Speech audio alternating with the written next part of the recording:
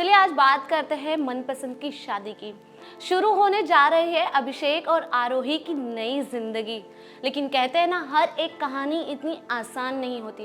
वैसे ही आरोही और अभिषेक की कहानी इतनी आसान नहीं है। इतनी सारी मुसीबतों को पार करने के बाद में अब आरोही और अभिषेक की फाइनली शादी हो चुकी है। ये मनपसंद की शादी बड़ी मुश्किलों से आगे बढ़ी है। अब हुआ ये है कि अभिषेक और आरोही ने शादी तो हॉस्पिटल में कर ली, लेकिन अभिषेक और आरोही को छोड़कर सभी लोग घर जा चुके हैं।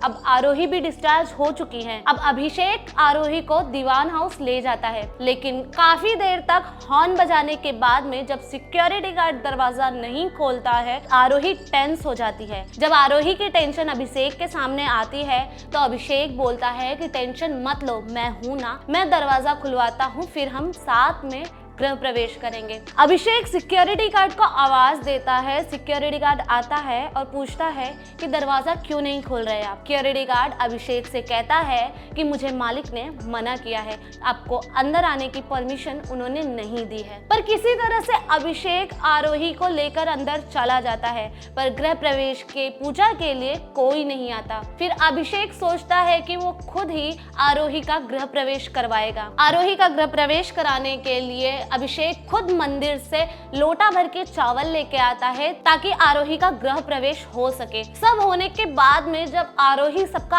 आशीर्वाद लेने जाती है तो दीवान परिवार से सभी लोग नकार देते हैं। अभिषेक के पापा कहते हैं कि तुम हमारे परिवार का हिस्सा कभी नहीं बन सकती, तुम चली जाओ इस घर से। ये बात सुनने के बाद अभिषेक अपने रिस्पॉन्स देना शुरू करता है। अभिषेक कहता है कि अगर आरोही यहाँ नहीं रह सकती तो मैं भी यहाँ नहीं रहूँगा, आप मुझे भी दीवान परिवार से अलग कर दीजिए।